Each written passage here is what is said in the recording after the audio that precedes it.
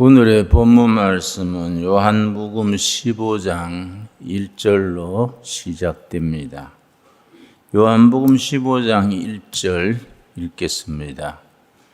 나는 참 포도나무요 내 아버지는 농부라. 농부 대신 하나님. 성경 전체 중에서 하나님을 농부로 일컫는 유일한 구절입니다. 나는 포도나무요 내 아버지는 농부라. 농부 하나님.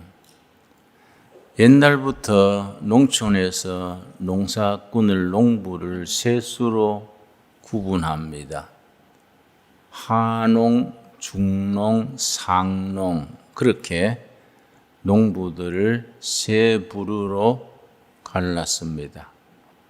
하농은 게을러서 농가밭에 잡초가 무성하게 두는 게으른 농사꾼을 하농이라 하고, 중농은 부지런해서 알곡 농사를 잘 짓는 농사꾼을 중농이라 합니다. 잡초 제거를 잘하고 알뜰히 가꾸어서 알곡 농사를 잘 지을 때 중농이라 하고, 상농은 농사철 오기 전에 흙을 먼저 잘 가꾸는 농사꾼을 상농이라 합니다.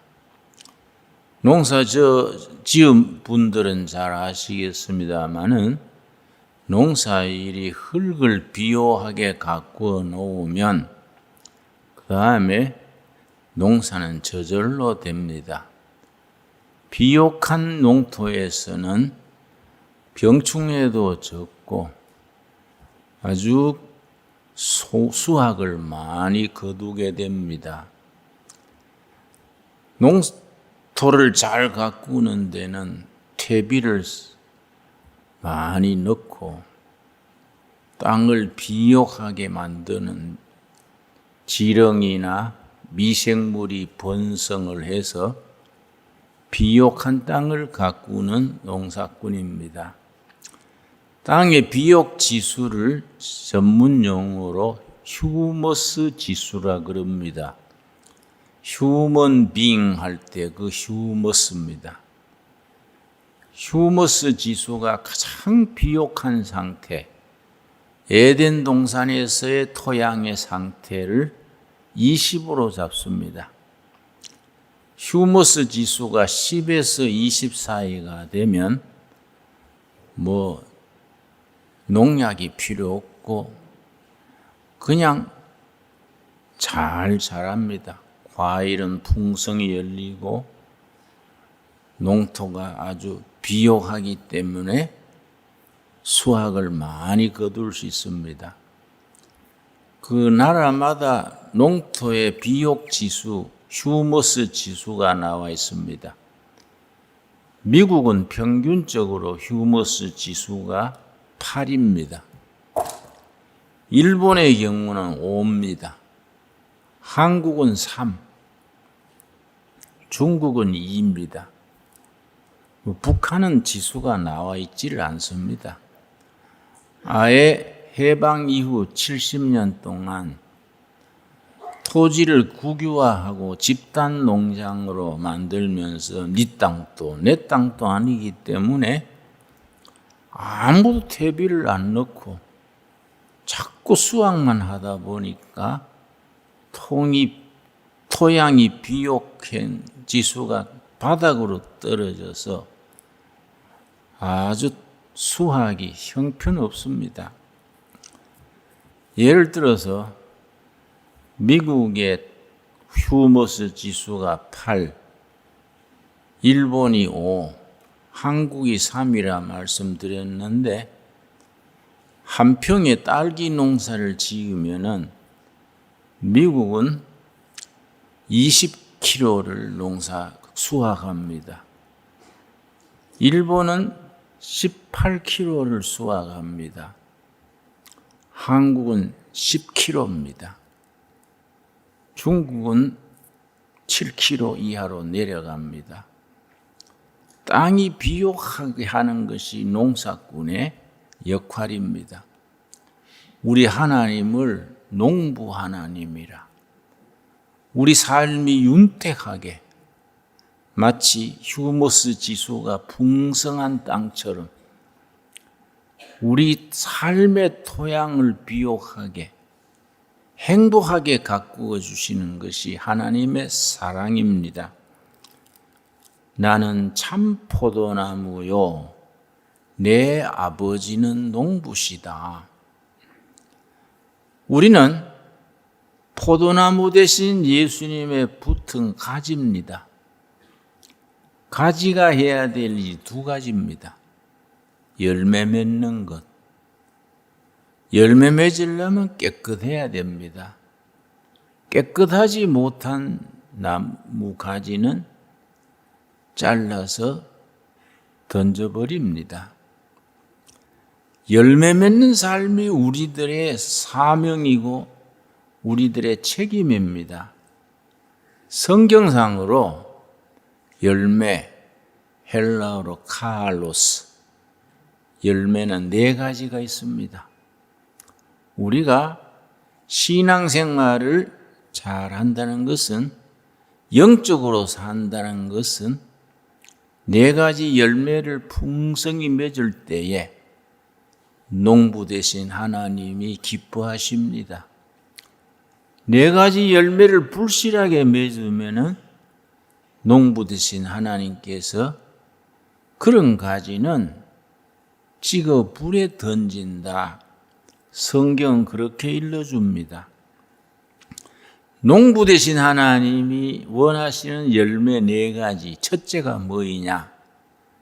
마태복음 2장에 나오는, 3장에 나오는 대로 회개에 합당한 열매입니다. 지금까지 잘못 살았던 것, 잘못된 습관, 잘못된 인간관계, 모든 관계를 정리하고 새로워지는 회개입니다. 회개. 회개라는 것은 잘못된 삶을 고쳐서 제자리로 돌아오는 것을 회개라 그럽니다. 하나님께서 우리에게 요구하십니다. 농부 하나님께서 우리에게 말씀하십니다. 회개에 합당한 열매를 맺어라. 너희 삶이 변화되는 증거를 보여라. 회개에 합당한 열매를 맺지 못하는 나무마다 그 뿌리에 도끼가 놓여 있다. 회개에 합당한 열매. 첫 번째입니다. 이제 2021년도 1월이 지나고 2월을 지금 우리 첫 줄 맞습니다. 2021년에 우리가 시작할 때부터 회개에 합당한 열매 맺는 일에 깊은 묵상과 성찰과 반성 있게 되기 바랍니다. 두 번째 열매가 중요합니다. 회개에 합당한 열매를 맺고 난 뒤에 두 번째, 성령의 열매입니다. 그럼 성령의 열매를 구체적으로 뭘 성령의 열매를 말하느냐? 갈라디아서 5장 22절 23절이 회개에 합당한 우리 성령의 열매입니다. 갈라디아서 5장 22절 우리 다 같이 찾겠습니다.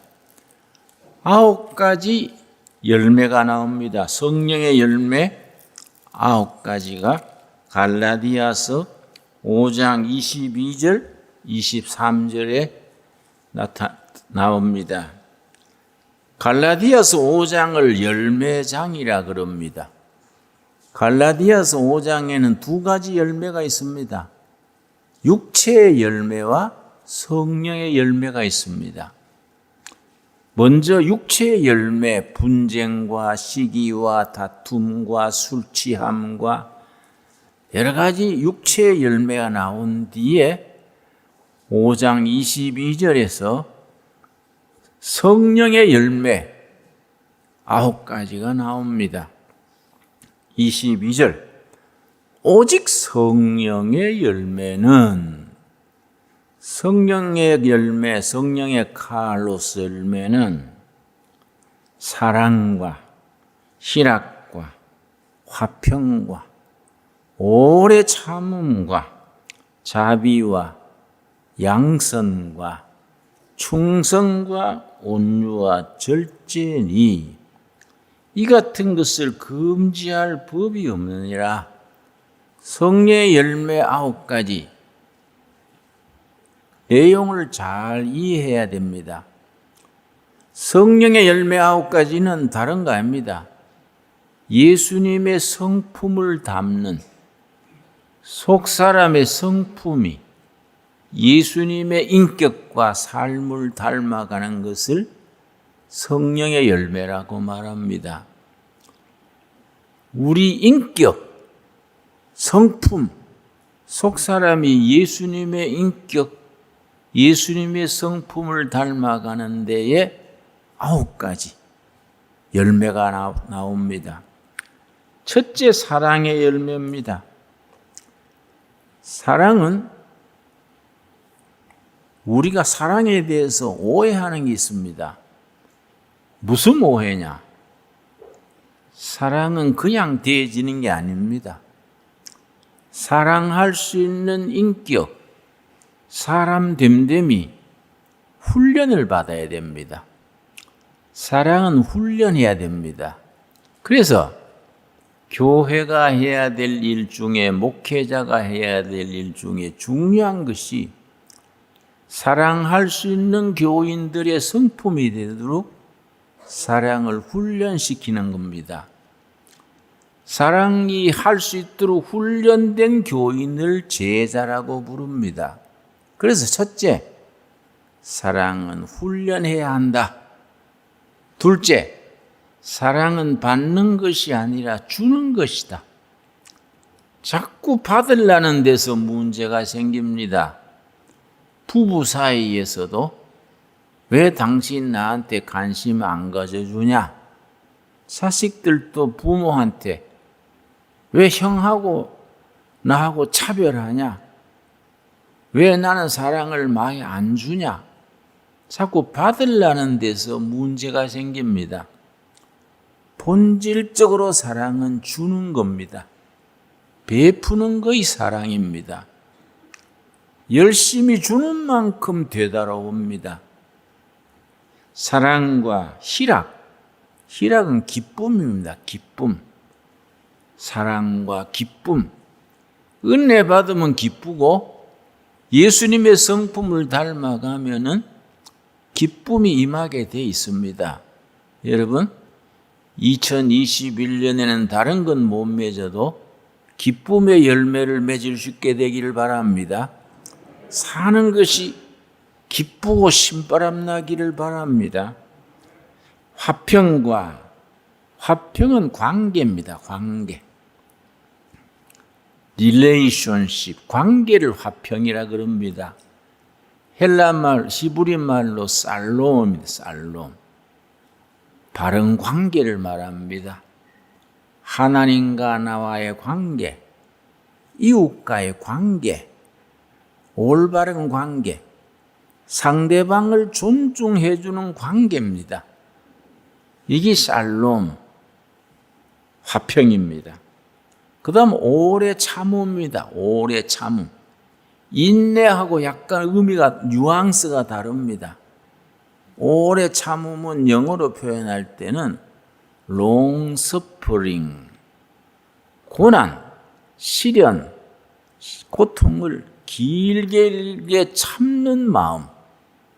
인생은 고속도로를 달리는 게 아닙니다. 비포장도로, 장애물 경지를 달리는 것과 같습니다. 그 속에 시련이 있고 어려움이 있고 장애물이 있습니다. 그걸 참고 견뎌나가는 그 과정이 오래 참음입니다. 오래 참음과 자비는 상대방의 눈높이에서 생각하는 겁니다. 상대방이 기뻐할 때 같이 기뻐하는 것을 자라 그러고 상대방이 슬퍼할 때 같이 슬퍼하는 것이 빕니다. 불교에서는 대자 대비하신 부처님 그렇게 표현을 많이 하지요. 대자는 상대방이 기뻐할 때 같이 기뻐하는 것이 대자고, 대비는 슬퍼하고 아파할 때 같이 아파하는 것이 대비입니다. 요즘은 하나님을 표현할 때도 대자 대비하신 하나님 그 용어를 쓰게 됩니다. 이게 자비입니다. 상대방의 눈높이에서 생각하고 같이 괴로워하고 같이 기뻐하는 것이 자비입니다. 양선, 선한 일을 같이 북돋아 주는 겁니다. 상대방의 허물은 덮어주고 잘하는 점이 있으면 막 박수를 쳐줍니다. 양선입니다. 칭찬은 무슨 그런 말이 있지요? 칭찬은 코끼리도 춤추게 한다든가 고래도 춤추게 한다든가. 이 양선. 상대방의 장점을 자꾸 북돋아 주는 게 양선입니다. 그런데 우리는 교회 다니면서도 한 가지 성격적으로 결함이 있습니다. 누구를 꼬집어서 험담하기를 좋아합니다. 인간성에 그런 게 들어있는 것 같아요. 그래서 옛날에는 사촌이 논을 사면 배 아프다 그랬지요. 요새는 말이 다릅니다. 상대방이 사촌이 차 사면은 교통 순경되고 싶다 그런다 합니다. 교통 위반 딱지 떼려고. 응? 사람이 다른 사람을 자꾸 나쁘게 말하려는 습관이 있습니다. 이거 우리 극복해야 됩니다. 이 언어의 습관 자체를 고쳐야 됩니다. 자꾸 교회에도 아무개 권사는 옛날 교회에서 쫓겨났대. 아무개 장로는 전에 교회에서 돈 떼먹었대. 자꾸 이런 얘기를, 근거 없는 말을 자꾸 퍼뜨리기를 좋아합니다. 그런 공동체는 병든 공동체입니다. 상대방의 허물은 덮어주고 좋은 점을 자꾸 박수 쳐주는 게 양선입니다. 가정에서도 그렇고 마을에서도 그렇고 교회는 더 말할 나위 없습니다. 우리 둘의 가족들은 선한 일을 자꾸 북돋아 줄 수 있게 되기 바랍니다. 그 다음에 뭡니까? 충성입니다. 충성. 여러분, 충성에 대해서 교인들은 오해합니다.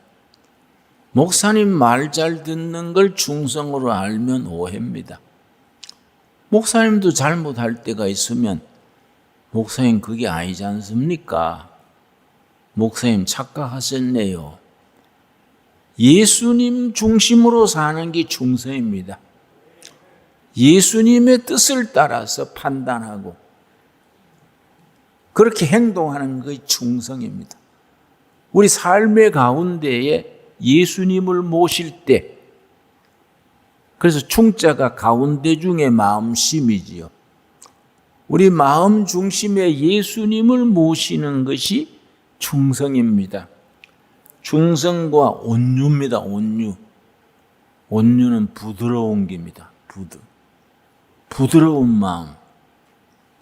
옛날 도산 안창호 선생이 일제시대에 그 암울했던 시대에 늘 입버릇처럼 말했는 말이 있습니다. 훈훈한 마음에 빙글에 웃는 얼굴. 그 일본 경찰한테 고문받으면서도 훈훈한 마음으로 늘 웃는 모습으로 대하니까 일본 경찰이 감동을 했다 그럽니다. 고문하는 경찰이 나중에는 선생님 존경합니다 하고 격려해 줬다는 말이 있습니다. 온유입니다. 온유. 어떠한 처지에도 훈훈한 마음, 부드러움을 지켜나갈 수 있게 되기를 바랍니다. 온유한 마음의 대표가 예수님입니다. 간음하다가 현장에서 잡혀서 끌려온 여인에게 예수님이 뭐라고 하셨습니까?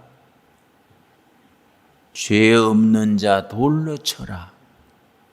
사람들이 다 흩어진 뒤에 그 여인을 보고 예수님이 뭐라 그랬습니까? 자매님, 가서 새 출발하십시오. 다시는 그런 시험에 들지 마십시오. 그때 나는 예수님의 눈빛을 생각해 봅니다. 얼마나 부드럽고 얼마나 인자한 눈빛으로 말씀했을까. 성경에는 기록되어 있지 않지만은 그 여인이 너무 감동해서 삶이 달라졌을 것이다. 저는 그렇게 생각을 해봅니다. 온유입니다, 온유. 여러분, 2021년에 성령의 열매 맺으면서 온유한 성품 꼭 실천해 갈 수 있게 되기 바랍니다. 마지막이 뭡니까? 절제입니다. 절제. 그래서 성령의 열매 9가지 중에 마지막이 절제에 나오는 것이 의미가 있다. 이거는 9층 건물과 같습니다.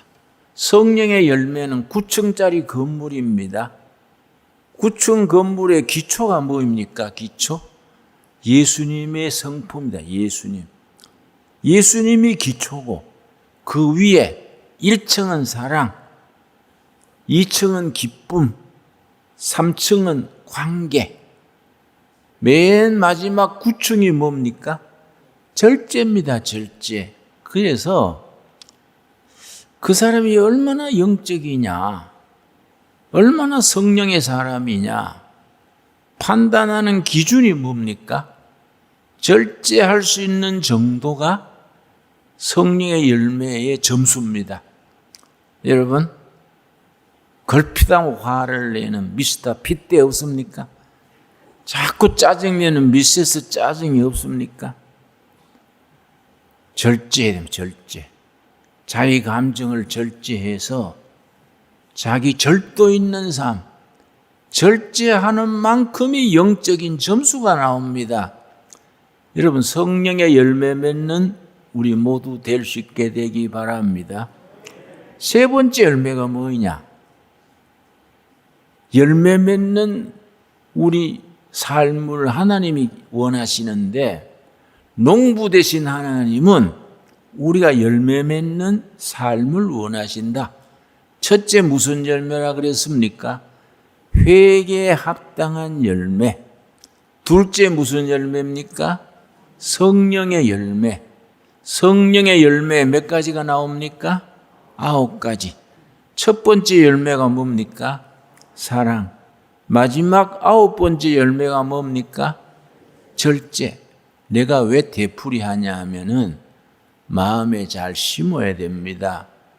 설교 듣고 예배 마치고 나갈 때 예배당 문만 나서면 열매 안 맺기로 작정한 사람처럼 신경질 내고 조급하고 인내하지 못하게 됩니다. 마음에 잘 새겨서 2021년에는 성령의 열매 넉넉히 맺는 해가 되기를 바랍니다. 세 번째 열매가 전도의 열매입니다. 전도. 복음을 전하는 자의 발이 복이 있도다. 전도자의 발이 복이 있다 그랬습니다. 전하지 않으면 화가 있으리로다 했습니다. 요즘은 본의 아니게 교회 이미지가 많이 나빠졌습니다.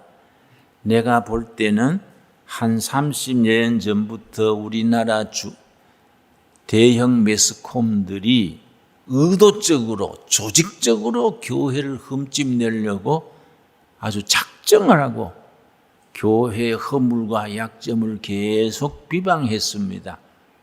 2년 전에 1년에 PD 수첩, 기자 수첩 이런 거 있지요? MBC, KBS 대형 방송국에서 아주 황금 시간 저녁 10시경에 교회 비리 고발하는 것이 1년에 33번 나왔습니다. 뭐 온갖 교회에 그걸 파재껴 가지고 그걸 비리로 방영을 하니까 조직적으로 지속적으로 교회의 이미지가 나빠졌습니다.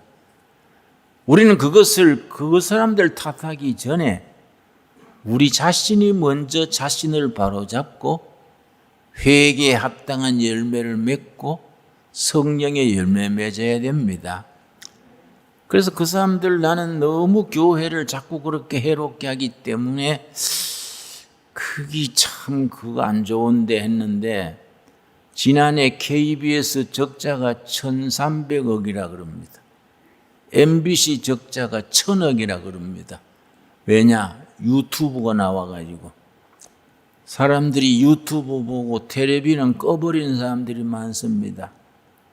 내가 어떤 청년 만나가지고 지난주에 무슨 프로그램 얘기했더니 가만히 있더니 목사님 우리 집에는 텔레비가 없습니다.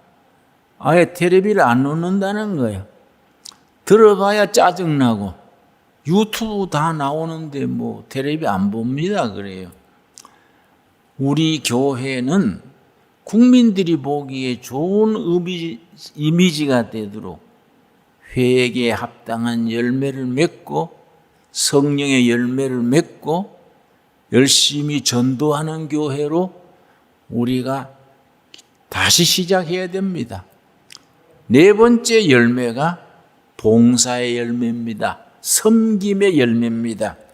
갈라디아서 5장 6절 한번 보겠습니다. 갈라디아서 5장 6절 말씀.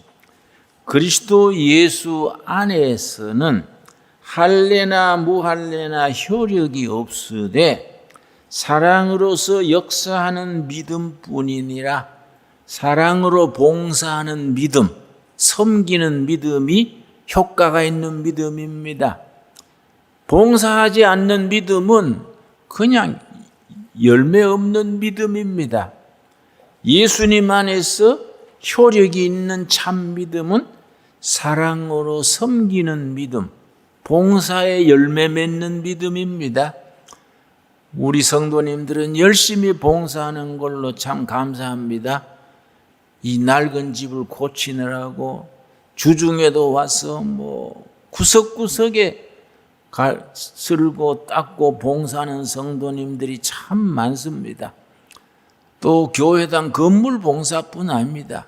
지역사회에서 직장에서 섬기는 사람으로 우리는 살아갑니다. 섬김으로써 허락하신 복을 누릴 수 있게 되기를 바랍니다. 오늘 본문 말씀 요한복음 15장 되돌아오겠습니다. 농부 되신 하나님께서 열매 맺기를 원하시는데 그 열매 4가지 열매를 말씀드렸습니다. 열매를 맺으면은 하나님의 약속이 있습니다. 3가지 약속하셨습니다. 열매 맺는 사람에게 농부 되신 하나님이 약속을 하셨습니다. 첫 번째가 무슨 약속이냐? 7절입니다. 15장 7절 말씀. 너희가 내 안에 거하고 내 말이 너희 안에 거하면 무엇이든지 원하는 대로 구하라 그리하면 이루리라. 기도하는 바가 응답받는 약속입니다. 여러분, 올해에 여러분 가정에 개인으로 교회로 기도하는 제목이 응답받게 되기를 바랍니다. 그 응답받게 되는 기초에 열매 맺는 삶이 기초에 있어야 됩니다. 두 번째, 8절입니다. 8절. 우리가 열매 맺는 성도로서 농부 되신 하나님의 뜻에 합당하면은 하나님께서 약속하신 것이 두 번째입니다. 15장 8절입니다. 너희가 열매를 많이 맺으면 내 아버지께서 영광을 받으실 것이요 너희는 내 제자가 되리라. 열매를 많이 맺음으로 하나님께 영광 돌리게 됩니다. 여러분, 넘치는 열매를 맺어서 하나님께 영광 돌리게 되기 바랍니다. 하나님 영광 돌리라고 뭐 집 팔아서 바치라는 것도 아니고 뭐 직장 사표 내고 뭐 선교사로 가라는 것도 아닙니다. 성령의 열매를 많이 맺으면은 열매 4가지 확실히 기억하셨지요? 첫 번째 열매가 뭡니까? 회개에 합당한 열매, 삶의 질적 변화입니다. 두 번째 무슨 열매입니까? 성령의 열매 9가지. 세 번째 열매 뭡니까? 전도의 열매. 여러분, 금년 안에 꼭 한 사람 이상씩 꼭 전도합시다. 아예 수첩에 적어서 그 영혼을 위해서 기도하고 꼭 교회로 복음으로 전도할 수 있게 바랍니다. 네 번째 무슨 열매입니까? 봉사의 열매. 그 열매 맺으면은 하나님께 영광 돌린다 했습니다. 우리 하나님께 영광 돌리는 둘의 성도님들 되기 바랍니다. 세 번째 있습니다. 세 번째 11절. 열매 맺는 성도들에게 농부 되신 하나님이 주시는 축복입니다. 11절 말씀. 내가 이것을 너희에게 이름은 내 기쁨이 너희 안에 있어 너희 기쁨을 충만하게 하려 함이라. 여러분, 농부 되신 하나님께서 우리가 기쁨 충만한 하루하루를 살기를 원하십니다. 우리가 열매 맺는 삶을 살면은 농부 되신 하나님께서 기쁨을 누리도록 내 기쁨이 예수님 안에 있는 기쁨이 우리 속에 넘치게 하시기를 원하십니다. 여러분, 요한복음 15장을 어떤 시간에 말씀하셨는지 그 중요합니다. 왜냐? 요한복음 13장에서 17장까지가 예수님이 잡히시기 직전에 잡히시는 날 오후에 밤에 잡히셨지요. 오후에 제자들에게 마지막으로 베푼 교훈입니다. 예수님의 마지막 수훈이라 그럽니다. 성경 사복음서에서 예수님이 사역을 시작할 때 첫 번째 가르침이 산상수훈, 마태복음 5장, 6장, 7장입니다. 마지막 잡히시기 직전 마지막 수훈이 요한복음 13장에서 17장까지입니다. 요한복음 13장에서 먼저 예수님이 제자들의 발을 씻겼습니다. 발 씻기시고 내가 스승으로 주로 너희 발을 씻겼으니 너희도 가서 이렇게 하라. 13장입니다. 14장부터 16장까지 마지막 교훈을 마지막 수훈을 주시고 17장 전체가 기도입니다. 제자들을 위한 기도입니다. 그래서 그 기도를 요한복음 17장의 기도를 예수님의 제사장적 기도라고 부릅니다. 요한복음 17장의 제자들을 위한 기도는 그때 제자들에게 끝난 것이 아니라 지금 우리들을 위해서 살아있는 기도입니다. 우리에게 주시는, 우리 가정에 주시는 예수님의 기도로 받을 수 있게 되기를 바랍니다. 지금 예수님이 하늘 보좌 우편에 계시면서 우리들을 위해서 제사장적 기도를 하고 계십니다. 그 요한복음 17장입니다. 여러분, 예수님께서 농부 되신 하나님 아버지께서 우리에게 기쁨 충만을 누리게 되기를 바랍니다. 여러분, 저는 대학 다닐 때 종교 철학을 공부했는데요. 모든 종교가 가지는 최종 목표는 딱 하나입니다. 지상의 종교가 한 3,000가지가 됩니다. 모든 종교가 추구하는 목표, 모든 종교, 모든 철학이 추구하는 한 가지 목표가 있습니다. 그걸 철학적인 용어로 신인합일의 경지는 신인합일의 경지. 하나님과 사람이 하나 되는 경지가 인간이 누리는 최고의 축복이고 최고의 목표다.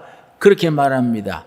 그렇게 말하니까 좀 어렵지요? 신인합일의 경지, 그러니까 뭐 어려운 말처럼 들립니다. 예수님이 그걸 아주 쉽게 말씀했습니다. 농부 되신 하나님의 뜻을 받들어 15장 이걸 다 찾겠습니다. 7절 말씀. 요한복음 15장 7절에 철학에서 종교에서 말하는 신인 합일의 경지, 불교에서는 그걸 닐바나 그럽니다. 닐바나. 중세 철학에서는 이거는 아타락시아 그럽니다. 인간이 누리는 최고의 기쁨, 신인 합일의 경지. 예수님은 아주 쉽게 간단히 말씀합니다. 7절. 너희가 내 안에 거하고 내 말이 너희 안에 거하면 무엇이든지 원하는 대로 구하라. 그리하면 이루리라. 그 앞에도 같은 말씀 나옵니다. 내가 너희 안에, 너희가 내 안에, 우리가 하나님 안에, 하나님 예수님의 말씀이 우리 안에 하나가 되면은 기도하는 바가 응답받고 기쁨 충만하게 되고 하나님께 영광을 돌리게 됩니다.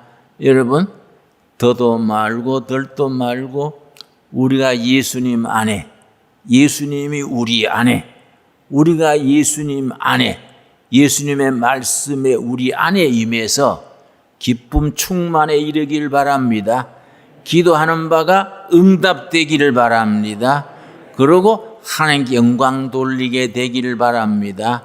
그래서 우리가 삶에 감격이 있고 감동이 있고 살아가는 것이 침바람 나고 참 좋다.